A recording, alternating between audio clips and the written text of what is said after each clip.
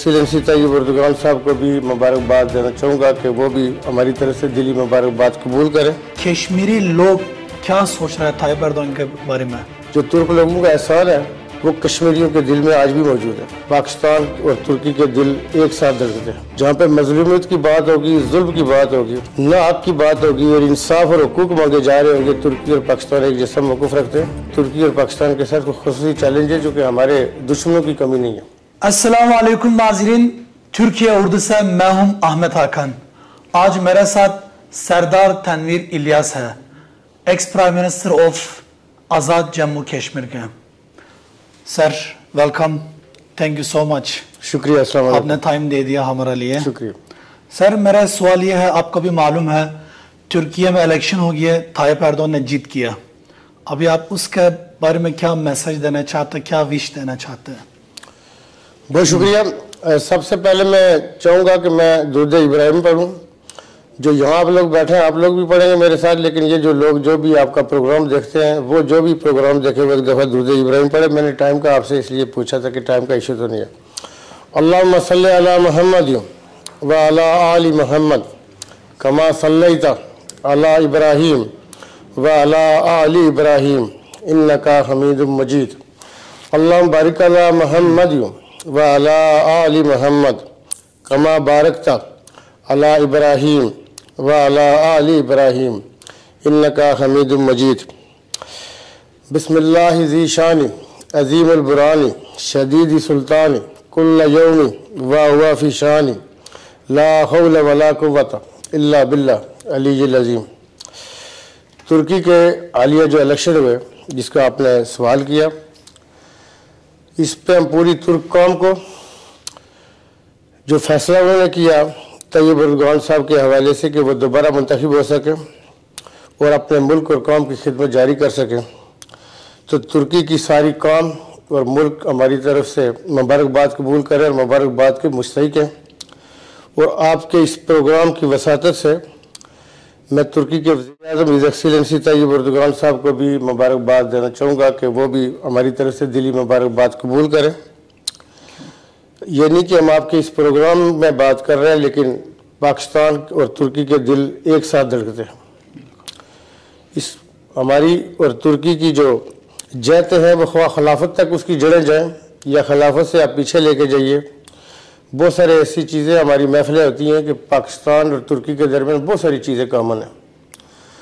उस हवाले से हम ये समझते हैं कि और आलमी सतह पर भी अगर आप देखेंगे तो तुर्की और पाकिस्तान एक जैसा मौक़िफ़ रखते हैं। जहाँ पे मजलूमियत की बात होगी, जुल्म की बात होगी, नाहक की बात होगी और इंसाफ और हुकूक मांगे जा रहे होंगे, तुर्की और पाकिस्तान एक जैसा मौक़िफ़ रखते हैं। तो उस हवाले से मैं ये समझता हूँ कि तुर्की की जो तामीर और तरक्की है, जिस तरह तुर्की को तैयब उर्दुगान साहब इस स्टेज के ऊपर लेके आए, ये सिर्फ उनका खासा है और उनकी हिम्मत है और मेहनत है। बहुत सारे मुल्कों को बहुत सारे चैलेंजेस होते हैं, लेकिन तुर्की और पाकिस्तान के साथ खुसूसी चैलेंज है जो कि हमारे दुश्मनों की कमी नहीं है। हमें इस चीज़ को हमेशा मालूज़ खातिर रखना चाहिए। और तुर्की को तैयब उर्दुगान साहब दुनिया की बड़ी माशरतों में शामिल कराने में कामयाब हुए, लेकिन आपने देखा कि पिछले दिनों तुर्की के पिछले 2-4 सालों में कुछ ऐसी डिस्टर्बेंस क्रिएट करने की कोशिश की गई कि जिसमें तुर्क कमज़ोर हो। तो इसलिए जब तैयब उर्दुगान बाहर निकलते हैं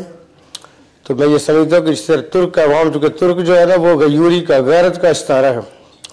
तो हमें अपने उनकी गैरत को देख के कि वो बाहर निकलते हैं एक जो शेर की मानित गरजते हैं और जब अपनी कौम को वो कहते हैं कि आपने अपने मुल्क की तामीर और तरक्की के लिए क्या करना है,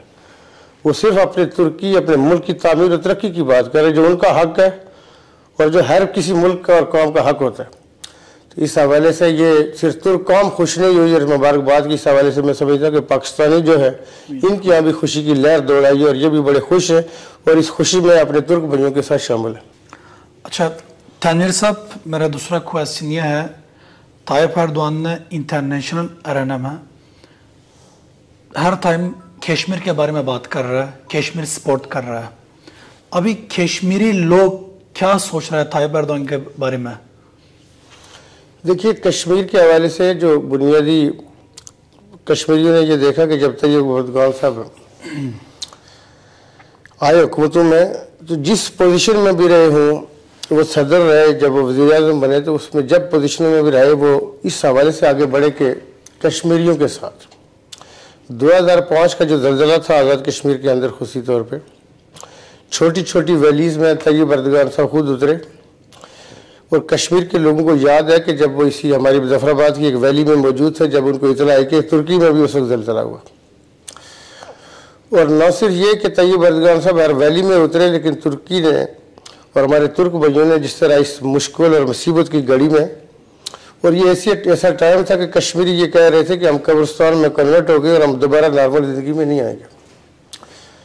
لیکن ہمارے جو ترک بھائی تھے اس کا چونکہ بہت خصوصی طور پہ ترکی نے لیڈ کیا،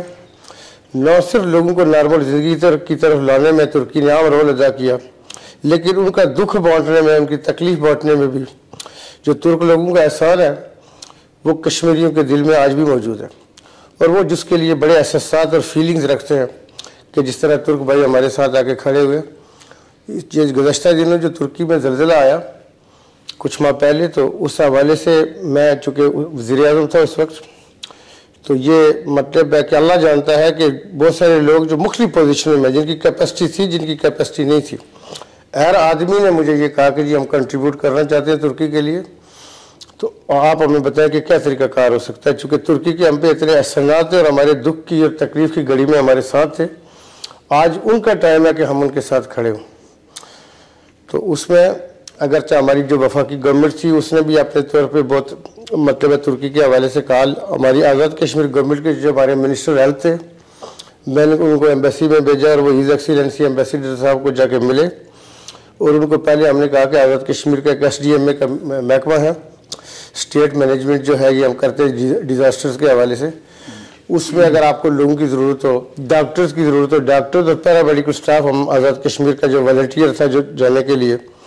کوئی اور چیز ہو سکے، تو میں یہ سمجھتا ہوں کہ بنیادی طور پہ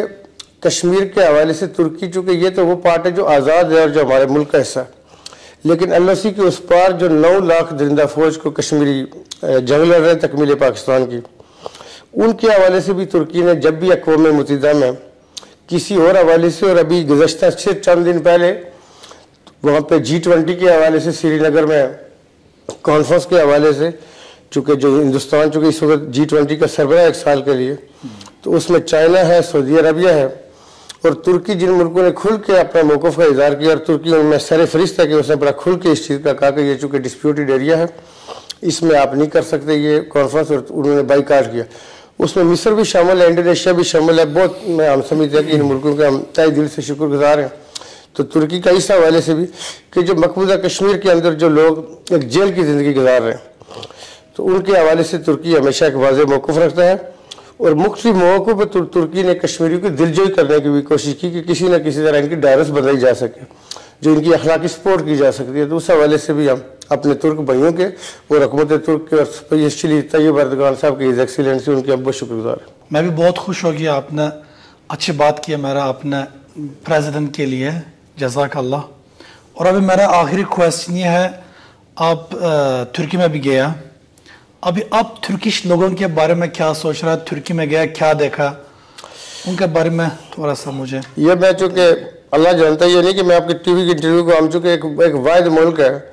ہم اپنے گھر میں بھی یہ بات کرتے ہیں، ایک واحد ملک ہے ترکی کے جو پاکستانی پاسپورٹ کو دیکھ کے، ہم نے دنیا میں کوئی نہیں ایسا دیکھا کہ ہمارے پاسپورٹ کو دیکھ کے وہ مسکرائے۔ اور اس میں آپ کو بتاؤں کہ میں جب ایک دفعہ ترکی میں گیا تو اس وقت جو میری سب سے چھوٹی بیٹی ہے وہ 4 یا 5 سال کی تھی، تو میں اس وقت کو 1-2 ہفتے ترکی میں رہا تھا، تو چونکہ ایک قانون ہوتا ہے اس میں میرا بیٹا ہو، میں ہوں، باپ ہو، ہمیں گزرنا پڑے، تو ہمارے جو کسٹم کے حوالے سے کچھ آئٹم ہوئے ہوں گے یا اس کی کوئی رسید بنا رہے تھے، تو وہ جو جتنے بھی ہم یہ کہتے ہیں کہ واحد ملک ہے جس کا امیگریشن سٹاف دیکھ کے تو وہ آپ سے پتہ لگتا ہے کہ آپ کے ساتھ محبت کرتے ہیں۔ تو جو ترک آفیسر تھا اس نے میری بیٹی کو لاڈ کے ساتھ بلا کے اس کو کہا کہ تم سٹیمپ لگاؤ، تو میری بیٹی اتنی خوش ہو گئی کہ اس کو آج تک یاد ہے کہ مجھ سے انہوں نے مور لگوائی تھی اس کے اوپر۔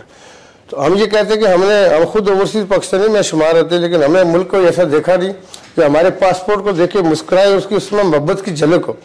تو ترکی ایک واحد ملک ہے کہ اس کے اندر یہ ہم چیزیں دیکھتے ہیں۔ ہم یہ کہتے ہیں کہ ترکی میں اور ہم میں بہت ساری چیزیں کامن ہیں، ملک کا سائز ایک جیسا ہے، آبادی ہماری زیادہ ہے، لیکن ہمارے جذبات، ہمارے احساسات اور پھر ہم نے ترک کمپنیوں کے ساتھ کام بھی کیا اور ہم نے یہ دیکھا کہ مجدد الفسانی رحمۃ اللہ علیہ نے جب وہاں پہ بادشاہوں کو، حکمرانوں کو اور سلطانوں کو خصوصی طور پہ جو ہدایت کے حوالے سے جو خطوط یہاں سے بھیجے، ان کو خطوط کو وہاں پہ ترکی میں اسکولوں میں پڑھایا جاتا ہے کہ ہدایت نامے کے نام سے جو سلطان کو خطوط لکھے گئے تھے. تو یہ چیز بھی، لیکن ہمارے اور جو ترک ہیں، ہمارے عقائد اور ہمارے بلیو وہ اللہ پاک کی وحدانیت کے حوالے سے ہوں، رسالت میں آپ کے آخری نبی ہونے کے حوالے سے ہوں، یا صوفیہ کرام کے حوالے سے ہوں، اور اصحاب رسول صلی اللہ علیہ وسلم کے حوالے سے بھی جو تعظیم اور تکریم، اور خصوصی طور پہ آل رسول کے حوالے سے میں یہ سمجھتا ہوں کہ ہم ایک ہی جگہ کے اوپر، اور وہ جذبات جب اکٹھے ہوتے ہیں تو بہت کچھ ہوتا ہے اس میں. تھینک یو سو مچ. جزاک اللہ، آپ نے ٹائم دیا ہمارے لیے.